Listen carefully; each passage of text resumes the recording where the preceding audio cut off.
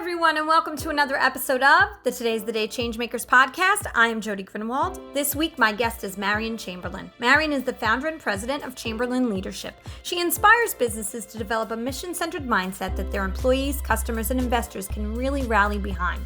Marion is truly a creative. When you speak to her about a business or program idea, she intuitively is able to come up with solutions that will help you get your message across and out there in a unique way.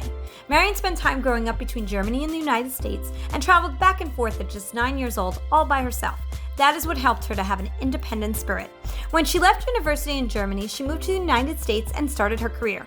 Unfortunately, at one point, Marion was in a terrible car accident and sustained substantial injuries. She was so career-driven that she pushed herself too quickly to get back to work because her title was what truly tied her to her identity.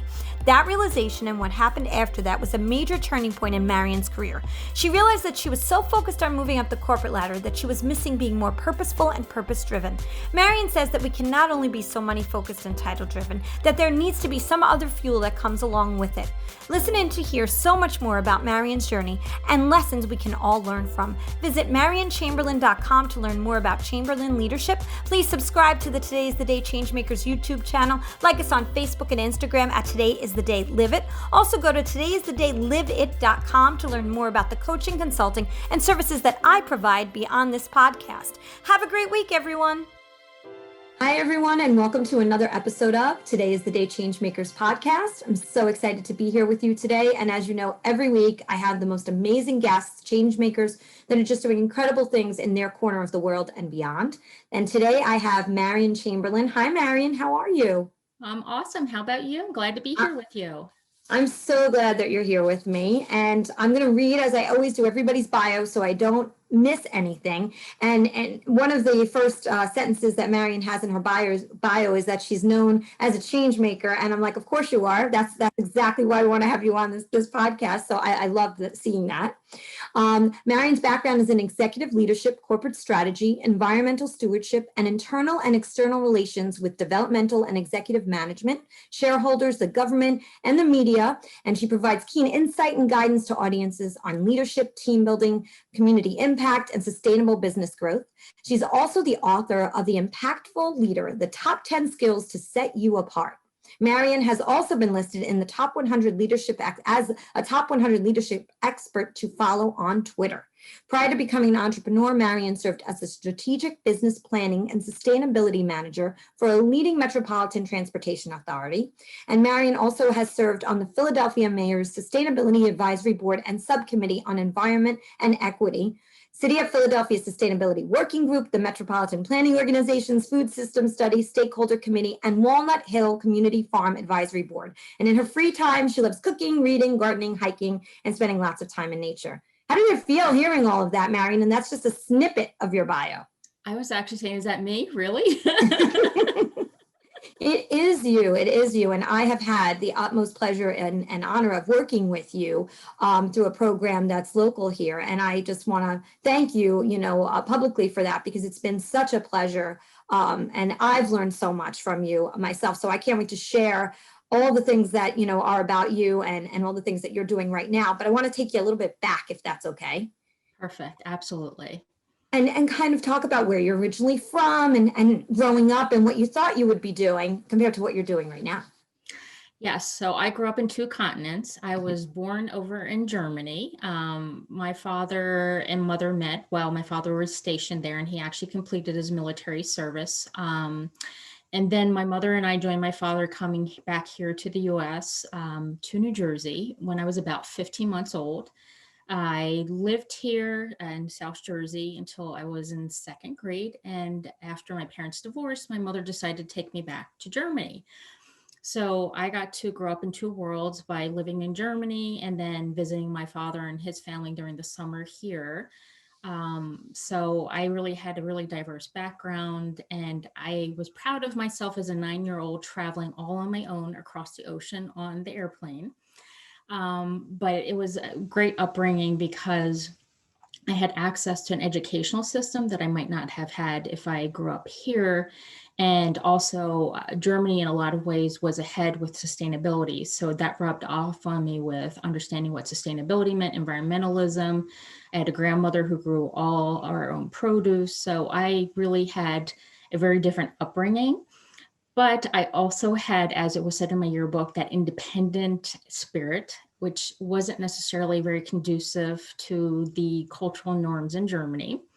So after I finished my educational track, and I was actually in Germany, you have to select an educational track if you're going to university. And there I actually was already a business major. So I majored in English, economics, and business my last 3 years in high school in Germany. And they actually go up to grade 13. Finished school over there and came on my own over here to live, initially live with my grandmothers and then live with my father for a while. And if I had to say with the childhood, if you're asking me what I thought I was going to be, given that I would fly on my own back and forth, believe it or not, I thought I was going to be a flight attendant because I loved the flight. And back then they allowed me to actually help them serve on the plane. So I would go help hand out drinks. You could never do that these days, but you were allowed to. So I flew on Lufthansa. They would allow me to help them serve. And it was just so exciting. So I thought I was going to be a flight attendant. Well, that eventually changed. I think I was then going to major in languages because I love languages. I also took French in school. And my father guided me saying that wasn't going to be very money producing. So that's how I ended up eventually with a business track. So if you had asked me back then, no, I wouldn't have. But eventually I fell into it. And I think at age 16, I just knew I wanted to be a manager, whatever that meant. And is sort of what guided my corporate career because somehow I just thought managers were what's key in business. So that's how I ended up doing what I did. But yeah, the love for language, I think, is still there. So it hasn't changed that much. But if I had visualized myself where I am today, no, not as a kid. So I tell anybody, just you have to dive in and just sort of experiment and see where the path takes you. Absolutely. So how many languages do you speak?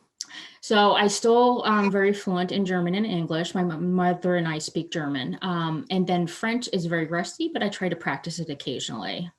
That's awesome. That's wonderful. I didn't know that about you. That's incredible. So now, so you lived in Germany mostly with your mom. You came back and forth? How often to the United States?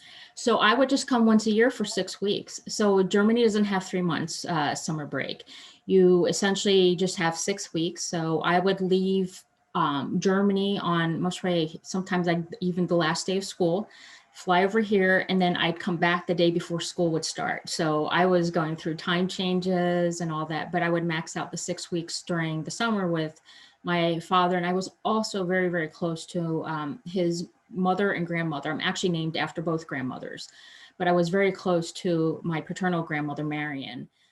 So for me, those 6 weeks during the summer were just like the highlight because I got to spend as much time with her as possible. And being around both grandmothers was, a lot of fun. Not saying my father wasn't, but it was having those grandmothers who were just spoil you and just lots of fun. They were just definitely two women that had a life that they enjoyed. Yeah, grandmothers are known for that, which is really, that's what's so great about them, right? You get to be totally spoiled and then they hand you back and you're not anymore. Glad to get rid of you. Oh my, so you grew up with a single mom, right? In Germany. Yes. So how do you think that piece, I understand that you had the independence of getting on and off the plane, but how do you think that kind of guided you to who you are now? Because I think there's a lot of kids out there right now and a lot of single moms out there right now who want to hear how do the children, wind up and how does that help guide them in their future? Well, I was not only raised by a single mom, I was also a latchkey child. So my mother worked. So from the time I was 8, I was essentially cooking for myself and taking care of myself. And my mother left for work before I left for school.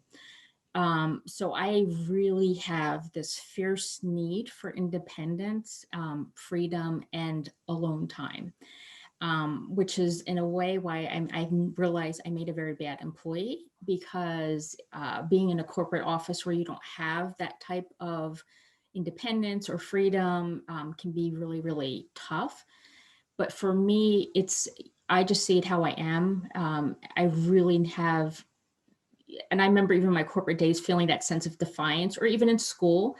So for anybody raising children that way, know that I know a lot of times there's mom guilt, because my mother would work sometimes 6 days a week if she needed to. And she still didn't make a lot of money.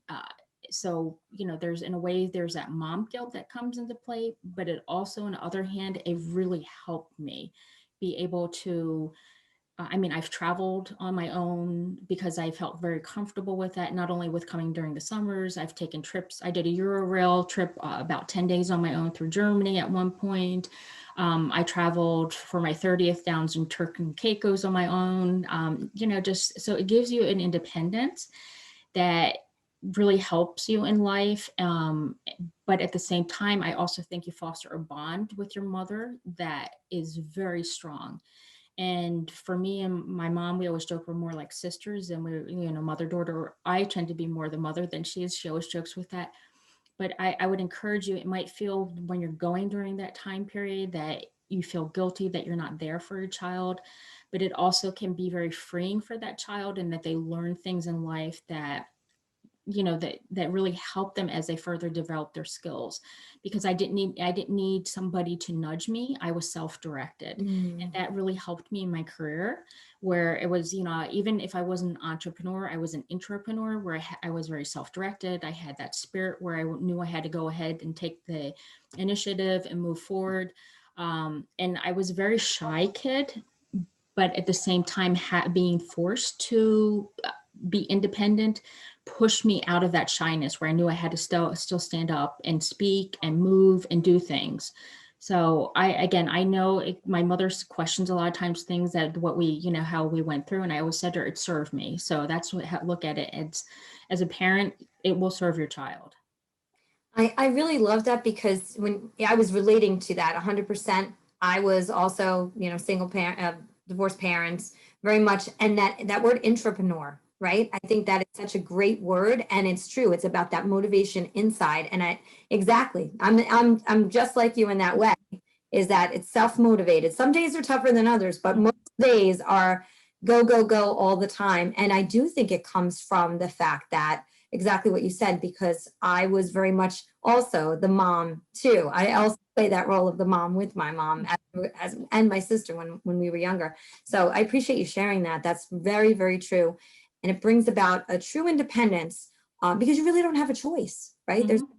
And nowadays, a lot of times I think there's so much mom guilt because because of the fact that this generation is growing up, some of them might have grown up with families latchkey and things like that. So they don't want that for their kids, but it actually helped us, to become entrepreneurs and entrepreneurs. Oh, I agree with you. And I know, you look at the psychological systems where they might say that's neglect, et cetera. And my mom will go, sometimes maybe I wonder social services would have been called or something like that in this day and age. And I said to her, but I don't look at it that way. And I think that's what we sometimes need to shift norms as to what is acceptable out there, and, over parenting sometimes. And I have to tell you, I appreciated it. I didn't think there was anything wrong with it until maybe some societal structures might have said there was something wrong with it, but it really served me. So, and it actually becomes a laughing matter, as you must deal with your mom now, where my mom's like, stop mothering me. Exactly. I'm the mom. Mom, wait a minute. Oh, that's so funny. But that it's important to share that. So thank you for that so much. Now, when you were I love that you said university, right? Because when you're in Germany, they call it university instead of. So when you got through university there, where did you think you were heading at that point? So they call it university track. It wasn't university. So I would have had the option after 13th grade to go into the German university system. And I opted out of that, and I came here to the US. But so I came here and I went to a local community college initially, because I just didn't know I wasn't that familiar with the university systems here in our area. And I knew I was going to be a commuter student anyhow. So I ended up at Camden County Community College, and I just selected as a business major right away from the beginning. So there was like almost zero question. Once I fell into that business track, I just sort of stuck with it. So I declared myself immediately as a business major. And my first, I would say my first semester, I still was working full time. I was actually an apartment rental manager, believe it or not. And I then went into retail. And my second semester, I then reduced my hours because I was living with my father. But I had no question, even when I then moved from the community college to Rutgers, I just was steadfast focused on being a business major. There was almost like zero question. I remember going to college with fellow students who had changed their majors in a way. And I remember thinking, well, this doesn't make sense, because I was also working 30 hours a week. So it just, I'm balancing both. It just didn't make sense that I would have a luxury of changing majors. I stayed steadfast. And I have to tell you, it always worked out for me. I worked in an office environment, most probably from my second semester on. I first worked at a law firm because I thought I was going to go to law school, which I changed my mind after working at the law firm and being assigned to a Monsanto case. Then I went on to work for a German nonprofit that was here locally, or in Philly, outside of Philadelphia. And then I ended up at a local university hospital. And when I worked there, like I said, it was sort of like following the breadcrumbs. And I know I graduated in December '93, and there was this sense of that there weren't a lot of jobs at the time. And since I had started there during the summer, it was almost like a miracle, because I was graduating. My boss had decided to leave, and she left, and I got promoted into her position like 2 months later by applying for it, and it just worked out for me beautifully. So if I looked at there, it was always just like following the breadcrumbs. And did I change obviously after a while with what I was doing? Yes, absolutely. But I didn't question sort of when an opportunity came up. I just jumped on it, and it wasn't where I was going like, yay or nay, does this energize me? Does this not energize me? It just sort of, I jumped into it at the time. What do you think pushed you to just jump in? I know a lot of people, and I always say this, to those change makers who are just doing it. A lot of people, they want to just do it, and sometimes are unsure, and they do that, wavering back and forth. Should I? Shouldn't I? What do you say to those people who might be in that situation? Because you were able to follow your path in those breadcrumbs easily. So this is going to be an answer that doesn't tie really necessarily into a change maker, but I was money motivated. So, my mother wasn't, my mother had joined me here from Germany at that point. And, I was working 30 hours. I didn't have anybody paying for my college. I was very grateful to Rutgers that they helped me secure grants. So I had a very, very small student loan, but I was focused on, I had a car payment, I had to pay for my insurance, I had to pay for my clothing, I had to pay for the student loan that was going to come up. I had to pay for all my other expenses. So I was money motivated. I was like, I'm going to have to pay for bills. Therefore, if this opportunity comes up, I am going to follow it. So that's not necessarily, focus on impact, but it was more about, I needed to be able to generate income to pay for anything that I was responsible for. And my mother would jokingly say, when I used to say I was going to become a manager when I was 16, it was because I knew managers made money, and we were struggling financially. So that's, at that time, was very, very money motivated. Not saying that, I recommend that for everybody, but if that's the reality and you have to create income, that's definitely something to think about. Yeah, no, it's the truth. And that's, many of us, and even including myself as younger, it was a struggle and worked a job. So I totally, you have to be money motivated because you have to eat, Yes. At that point, it makes perfect sense. And be a responsible citizen, if we don't like the term, but it still is. Yes, absolutely. But then back in 1996, you had kind of a pivotal moment that kind of changed things for you, and I'd love it if you could share a little bit more of that story. Sure. So that the university hospital that I was able to secure a position, I was very, very fortunate in that within, I guess I would say 3.5 years, I moved quickly through the ranks. I started off graduating from college as a supervisor. I got promoted to a director position of graduate medical education, which is for the physician training programs. I was making a very good salary very quickly as well. I had purchased a house during that time period with my mother jointly. So I was just definitely living a very different life, and had gone back for my MBA at Rutgers and was doing that at night. And then I came across a job offer at a very prestigious university health system over in Philadelphia, which I applied for because it's sort of when you get promoted that quickly, your brain and your head just starts going like, okay, I'm kind of a big deal. And I secured that job. And I got even more money. So I was just living the high life, getting promoted very quickly at 25, making really good money. I'm making quite a bit more than my mother at that time. And I went into this job thinking it was the best thing, because I was going to be making more money. I was going to be supervising a staff of 5. It was a very prestigious university health system. And I got there, and shortly after being there, I realized I was miserable. But unfortunately, no going back. So I continued on, plowed through. And about 2 months of working there, on my way home from a night class at Rutgers, I encountered a dog in the highway on Route 76, which is a highway down here in southern New Jersey. And to avoid hitting the dog, I went right into the median wall and crashed, and was then taken to the trauma center of the hospital that I had just left employment at, and substantial injuries, and was on the TICU for, I think it was 5 days. I was in the health system for 10 days before I got released at my own begging. So I had pretty substantial injuries, but during that time, what kept me motivated was going back to work. It wasn't that my healing process, it was like, I have to get back to this job. Even though I had been miserable, but my identity had been really tied to the job. And so I got back to work early. I was supposed to be out 7 months, the way the physicians had predicted it. And I went back after maybe 5 weeks. My first day back, at the end of the day, my boss called me in, and he had been in Australia when my car accident happened. So he wasn't very happy that the team was leaderless. And so I was let go he claimed performance issues and differences of personality.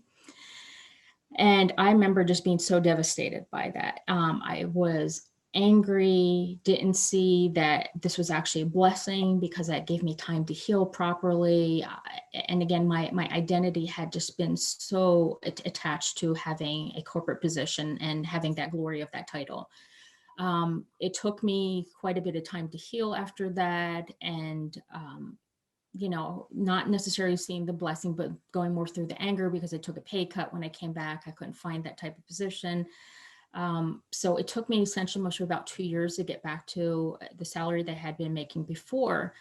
But what did start is what I had dabbled in before the car accident was I had started to get interested in alternative healing. Like I had gone actually for Reiki certification. I'd gone for reflexology training, even though it had nothing to do with what I was doing, but it just was sort of interested in, and had started listening to Louise Hay, her meditations on Words Can Heal. And that anger that I was encountering from this experience really dove me deeply into a personal development and spiritual searching phase. And it was like I became relentless. I started going to meditation series, angel readings. I'm just trying to understand. And it got me to a little bit of a place of peace, which is where, my corporate career started to pick up again. But it was still there was that nagging difference that I encountered. And I would take I would love to say that it was like you hear with people have that instantaneous transformation. It was definitely not the case for me. It was definitely a long searching. And then I actually took at one point a career step back again, because I was just questioning what that nagging experience was that had stayed with me since the car accident. And when I got to my last employer, I started realizing that where it had been missing, because I had been given the opportunity to take on sustainability planning as part of my area of responsibility. And I felt so energized by that social impact and the environmental awareness that I realized that what really had been missing, even so I had been so driven towards moving up the corporate ladder, thinking I was on the CEO track, that I really didn't understand that I needed to have some type of impact. And what that experience that I had been missing before was being able to identify truly being purposeful or purpose driven in who I was. And that the job was just something to be able to live that out in whatever way it was. But again, I wish I could say I was laying in the TICU and I had this angelic transformation based upon realizing how precious life was. And that was a certain portion, but what I think the gift was that it drove me towards that intense seeking and questioning. And I'm not saying I don't still have those moments where I go through, the seeking, but it gave me to understand that we can't just be so money focused or driven to our career and those titles. There has to be some other fuel that comes along with that. And that's really where I try to live my life now. I'm vegan. I'm very passionate about animals and the environment. And even though I might not do that in my day in, day out, it's who I am. It's my personal brand. It's what I represent. And that's what I think we all need to think about. If we don't have that sense of fulfillment, it's because we're not bringing the whole us and we're not living out some type of mission in how we drive. If you're an entrepreneur, if you're working within the corporate environment, I always say, even as in the corporate environment, as an intrapreneur, you can still become purpose driven, because that's how I started. Wow, there's a lot I want to unpack in that, because there's so much in there. And I think what's so great that you said too, and you said all of that was great, but the fact is that sometimes it's not like it hits you and you're like, oh, I'm gonna, I know what I want and this is what I'm gonna do, and I had this accident that is now going to just launch me to do X over here immediately. Mm-hmm. It's a journey, and that's okay when it's a journey, and giving ourselves a little bit of slack that it takes time. It doesn't happen overnight. And the fact is that your experience was longer, but you've created, and we'll talk in a few minutes about what you've created from learning along the way what does fulfill you. But going back to the identity piece, which I think is really, really important to talk about, because I know I've experienced it. I know friends who have experienced it. I know a lot of people that I coach experience it, is that they're connected to that title. When the title goes away, so does their self-esteem and their self-worth. What do you say? How do people protect that? What would you say, as advice to those out there who they might not even realize right now, Marion, that they are connected so much to that title. But if tomorrow that job was no longer there and the place shut down, it would have a tremendous impact on them. How do they protect their self-esteem and their ego if that happens? And I was totally in that boat. That's sort of where it went away. And that's what really fueled the search. And I would say, if I had to go back to that moment, I would have had some other interests outside of my job, because, obviously when you're 25, you're working, lots of hours and you're being fueled through that. I didn't have a lot of healthy, besides, some of the, the alternative healing, I didn't really have outside interests. It was more like work. And my circle of friends had reduced because I was working more than I was interested in going out and partying, because I was just so focused on that. So for anybody who is going through that, and believe me, we've lost a family member who lost his job and he could never cope with it and took his own life. So it is real, and nobody talks about that we've built a society, especially in the US, where we're so focused on accomplishments and success and driving towards that success. So I would encourage anybody to figure out, besides your job, what matters to you. And like I said, animals and environment matter to me. It's not something that I'm doing in and day out, but it's how I live my life. It's something that it comes into consideration. So when I'm feeling uninspired, I come back to that moment. And I would also say to anybody, if you are in that boat and you might not be realizing it, look at your body. How are you feeling? Like physically, do you have any health issues? Or are you depressed in a way that you're not admitting? What other habits have you acquired? And that'll really tell you, you know, and if I'm honest, back then I realized partially I was depressed, even, you know, with going up through that corporate career, I would have ebbs and flows. And I think that's also a trigger to look at it. How are you truly living where you're not feeling some type of anxiety? You're not feeling some type of depression. You're feeling extreme pressure.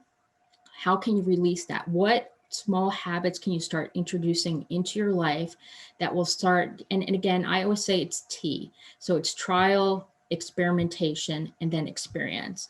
And I think that's something that we've lost sight of, is that we don't allow for us to experiment anymore. Like you said, it's the journey, but I really say just start dabbling in different things that are of interest to you. Even if it's as basic as getting an adult coloring book and coloring. If you don't like it, stop it, try something else. But that's what the thing that we don't do anymore is we think we have to be perfect, and we don't allow for us to be able to experience and try out what might be, what that sense of purpose is. And I know a lot of times they always say, go back to when you're 5 years old and whatever you love to do and all that. And I say, sometimes that's too much pressure. Today, look at exactly what could you experiment with? What would you like to do? Maybe if you see somebody out there biking, you want to give it a try. Do something just to alleviate some of that pressure that you're feeling. And again, like you said, it's a journey. And I think the pressure's been on that overnight transformation. We see it in the entrepreneurial world where we think everybody's an overnight success. They never are. And we even think it as humans when we look at those people, those spiritual gurus, like the Eckhart Tolle's, you know, where he had that overnight transformation. That's not reality for most of us. And so it's giving yourself that grace to just start to live and experiment and see exactly what makes most sense for you, and not follow anybody's blueprint, which is another important thing, is because even if you read some of the spiritual books, I don't say following their footprint will work. Take maybe a nugget that works from you and then apply it and experiment and see exactly. And another thing is, especially as entrepreneurs, we have that independent spirit. I say willing to defy norms. For me, it's becoming more these days about an unlearning process, especially as women. We've been socially conditioned to follow certain norms. And it's now willing to maybe say, maybe everything that I've been taught and I've learned is wrong. And how can I create new truths for myself? Absolutely, because society tells us a lot of things and we just kind of want to follow what's the norm. And then we feel, and I don't like this word, abnormal for wanting to do this thing over here. And it's not. It actually, if you don't do that, and that's in your heart, you could wind up depressed and feeling, uninspired because you can't reach the goals that you want to. So it is true about that whole norm. I mean, we're living in this whole new normal to begin with COVID. Never mind. We never thought we'd be where we are right now. So why not go after the things that you truly, truly want, which is hard. And I can also say, I know personally firsthand, going from working from national organizations and then starting one, there's way different respect. Even though my title actually was better with starting one, still did not matter because I didn't have the national organization behind me. So those who want to be entrepreneurs, but feel like, and I know you know this well because this is part of the work you're doing, you want to be entrepreneurs, you don't know how to be, and you don't think it'll work, or you're scared, or all of the things that go with that. It might be that if you don't, you'll have regret in the end. So it's about really doing becoming educated around that. And we're going to talk about that now, because I really want everybody to hear the incredible work, and that this is how I've gotten to work with you, the incredible work that you're doing right now and how you're helping others. Yeah, so I've evolved into working with small businesses. So it's either helping them from the startup to the growth phase, developing their own structure, their own blueprint versus, what's the standard norm out there. And then I also work with larger governmental agencies that actually have programs that support small business development. So my focus has really, when I started off my business, I was still doing training programs for larger companies and around that. And I've actually just narrowed it down. Like we say, you got to start following where the breadcrumbs are. Because I just see that, that the common wisdom out there that we even see in the entrepreneurial world might not apply to those entrepreneurs who are not looking to scale up and exit out of their business. It's actually where the business is more their baby. And we could joke around that with it's their identity, but it's no, they're using their business in some way where it's either a lifestyle choice or it's how they want to create impact in the world. And that could be an accountant. It doesn't have to be like, okay, I'm this big social entrepreneur. I'm providing, a component where charity water, that type of thing. It can be in everyday life. And also we've have this model out there in the entrepreneurial world where it's about scaling massively.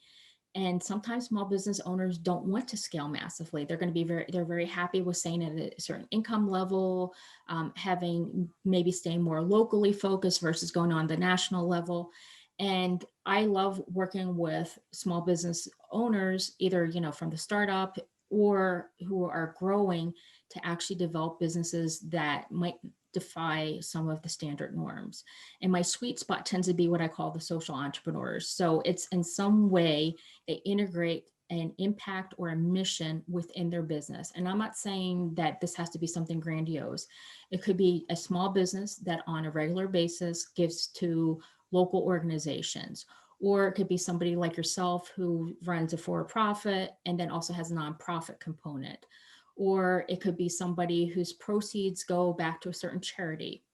And that's really where I think what helps us as entrepreneurs, when we're able to, my learning lesson, when you're purpose-driven and mission-centered, it really helps you be able to show up. Because I think small business owners, when you look at the income versus the larger entrepreneurs like the Amazons and all that out there, like Jeff Bezos, the way he acquired his wealth, let's be honest, a lot of small business owners don't want to have that trade-off. They want to still have some freedom in how they structure their business, right? They went into being an entrepreneur because they were craving that freedom and independence, but the freedom also means for them that they can create a lifestyle that is meaningful to them as well.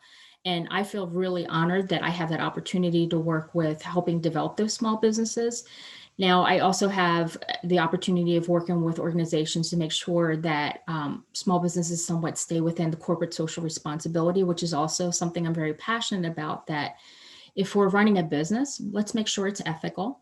Let's make sure that we're compliant and that we are just serving in some way and not just following the cookie cutter mass corporate structure. So now when you lay your head on the pillow at night, and what do you love so much and feel so good about each and every day? Because you are making such an impact in the work that you're doing.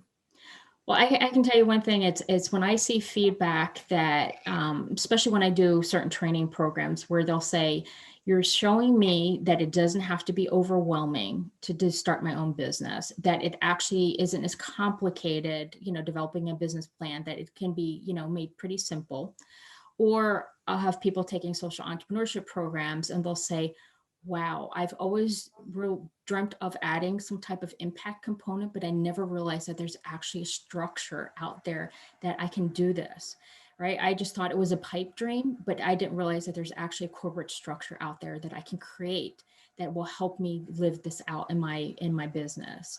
And it also, I find it really helpful is that I work a lot of times with, through my one client, and women who are starting their business on the side, right? So they're not jumping in. And I always say you have to have a financial lifeline when you're starting your own business, but that they understand that this isn't abnormal. I use your term from earlier, because a lot of times we're told, especially when we see it with men who just jump into their business full time, right? That's their motivator. I have to start producing income and I will be able to do it.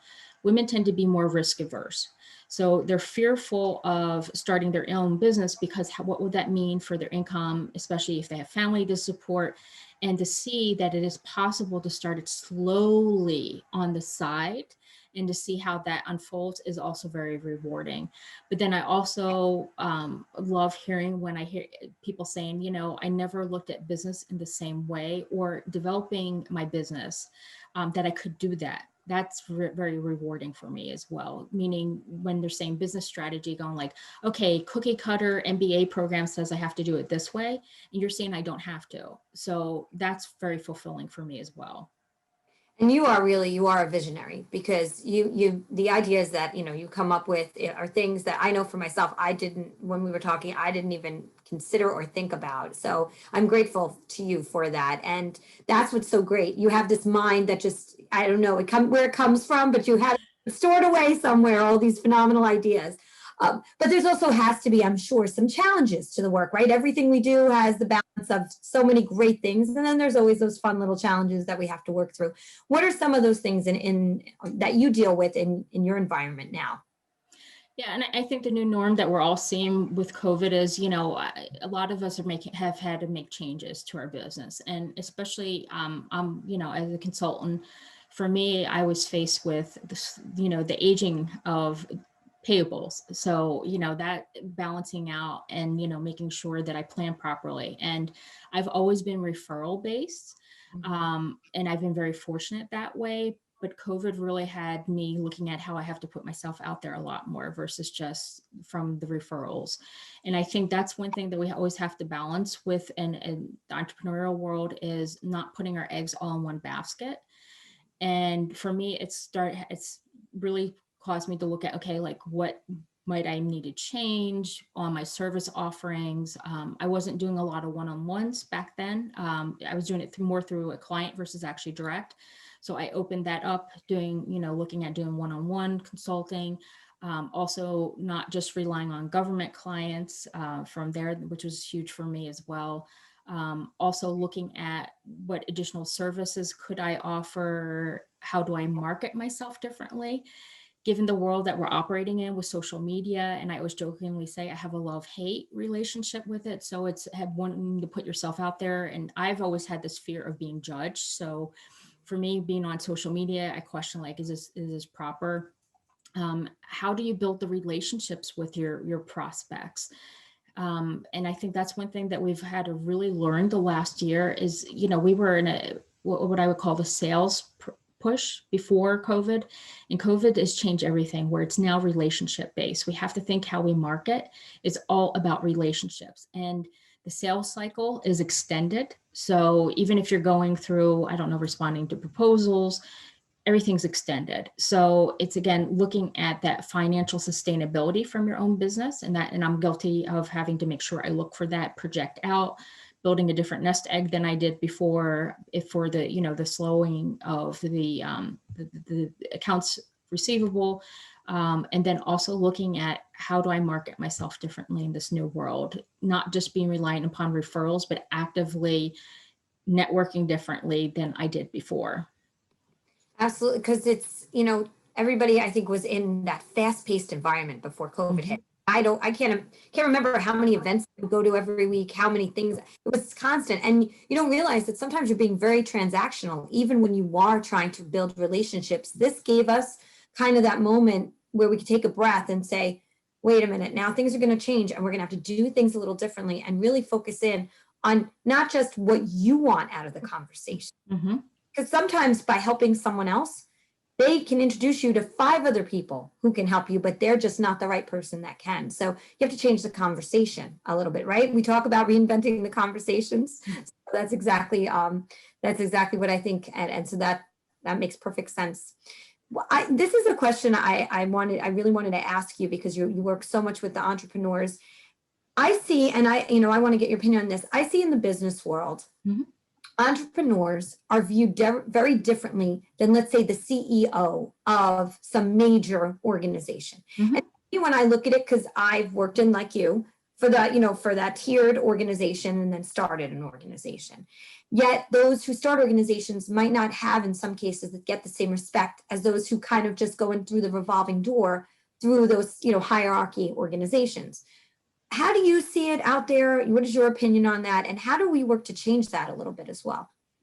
So I agree with you. There is a perception issue, but I think the perception issue is around the size of the business. So you could have a small business, and if you're, multi-million dollars revenue producing, where you have a team of a certain size, especially if you are very top heavy with white males, there is a different perception. And that's a little frank, but it's the reality of what, I see out there. So for the small business owner who's purposely decided to stay smaller, maybe has a team under 10, and, I think there is a perception difference. I agree with you. So what I think is going to be happening is, as we're moving forward, because a lot of these larger organizations are being attacked a lot more because of their employment practices, and people aren't as favorable as they were before. And we all love Amazon because they've made our life very, very easy, but their employment practices have been attacked. We look at Walmart, their employment practices have been attacked.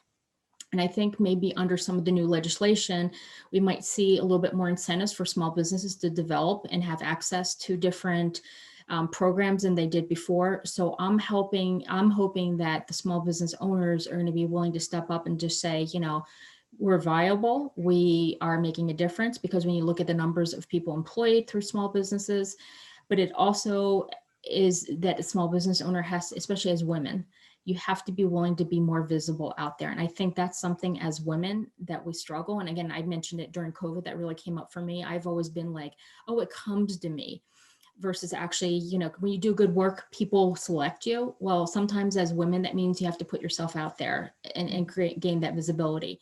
And I think that's the same thing with small business owners out there, that they have to claim their stake a lot more through visibility and showing they're highlighting their business, versus just allowing the mammoth organizations that we typically see highlighted in the entrepreneurial journey, or even, that obsession with Shark Tank. That's not reality for most small business owners. And I think we're going to start seeing a lot more small business owners being willing. And I see that through the group that you've participated in and other small business owner organizations, where they're saying, we're going to raise our voice and we're going to let ourselves be recognized. We're going to talk about the impact we create on the economy. Because when you look at it, the job loss that we've incurred the last year, a lot of them were small businesses that employ people. So I think that I'm hoping that these individuals that have been so impacted, these entrepreneurs, are going to be willing to say, hey, we create very valuable jobs and you need to listen to us. And especially as women, we're going to be willing to boast and brag a lot more about, and I don't mean that in a negative way, but we're going to be saying, hear me and the impact that I'm looking to create.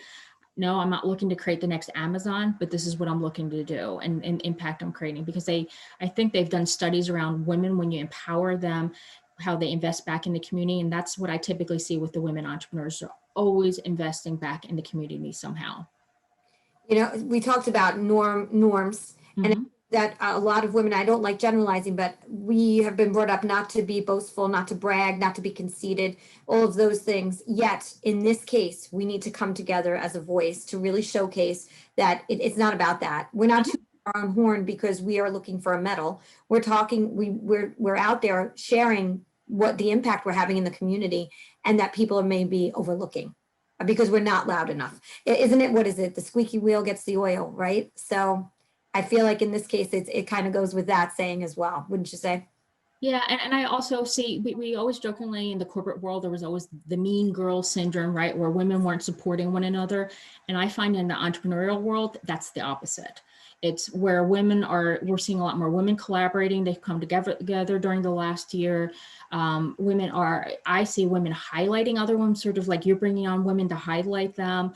We're in the entrepreneurial world, it's very different. I don't see that cutthroat, backstabbing approach that I used to see more in the corporate world. And I've always been like, I'm not competitive in the corporate world. I don't buy into that. And I'm so grateful to be an entrepreneur, because I hardly ever encounter that in the entrepreneurial world, where women aren't willing to lift one another up. And I think that's going to be really a driver for most of us. If we have an opportunity to pay it forward and lift up other women who are also entrepreneurs. And I'm starting to see a lot more organizations, sort of like Rebecca Minkoff, the Female Founder Collective, where they're just really highlighting women entrepreneurs, and making sure that they're elevated. And that's what I'm hoping to see as well as we're moving forward. And we need to come together and not be, in competition with each other. And so, the mean girls, type of thing, even through high school, now it's entrepreneurs banding together to work together. I think that's incredible. And I'm seeing that through the program, like you said, and just others who, I think if you say, can you help me? Can you give me advice? People then feel like you're being asked because you're looked at as the expert. How could you say, no, I won't help you. I won't give you advice. I mean, I've never encountered anybody saying that to me when I've asked. So yeah, it's all out of kindness. It needs to come from a place of kindness. So how can people connect with you and your incredible work? Well, obviously, and anybody can find me on LinkedIn, Twitter. I'm starting to get a little bit more active on Instagram and my website. I work also through the Women's Center for Entrepreneurship of New Jersey for the women startups or for small businesses that are looking to grow.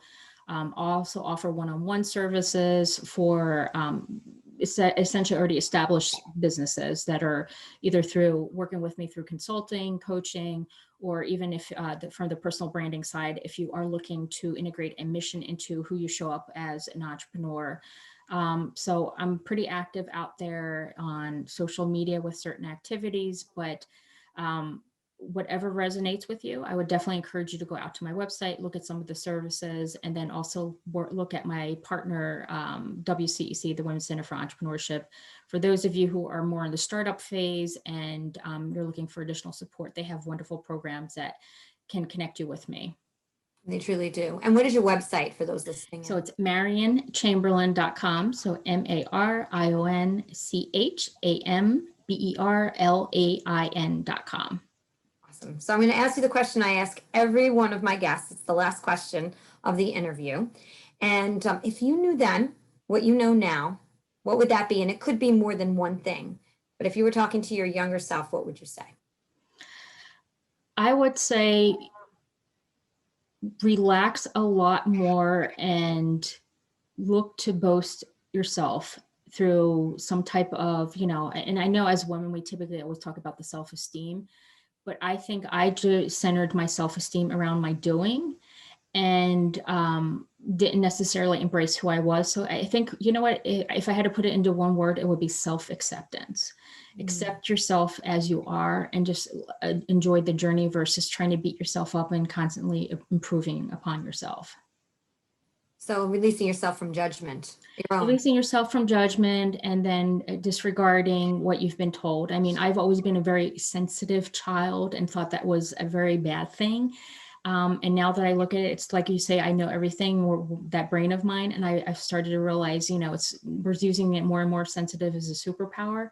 And I'm starting to realize that was definitely the superpower that I've always held. But then I would just say back then, if I could just told myself, learn to accept yourself as you are, that would have made it a lot easier for me. Oh my gosh, my sensitivity is my superpower. That's I love that. That's great, Marion. And I think that a lot of people think that that's a weakness and they need to see sensitivity as a superpower. So that was such a great message there.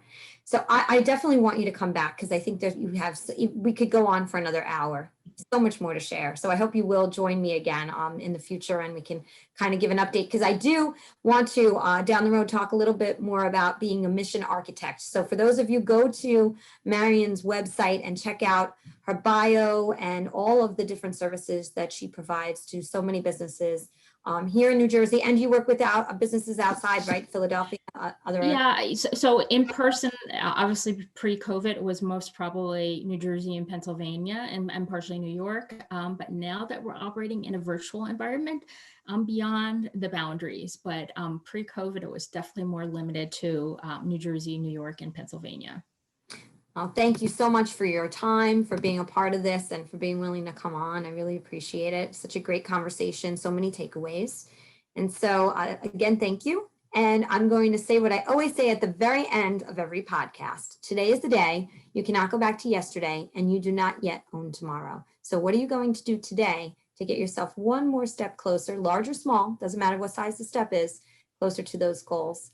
Marion Chamberlain, thank you so much for the incredible work that you're doing. And I hope everybody goes to your website. Give it one more time for us. Sure. It's marionchamberlain.com. And I want to thank you for being such a gracious host. And I truly love collaborating with you. And I know collaborate's part of your tagline. So I think I love how you're shining. So thank you for showing up in the world the way you do.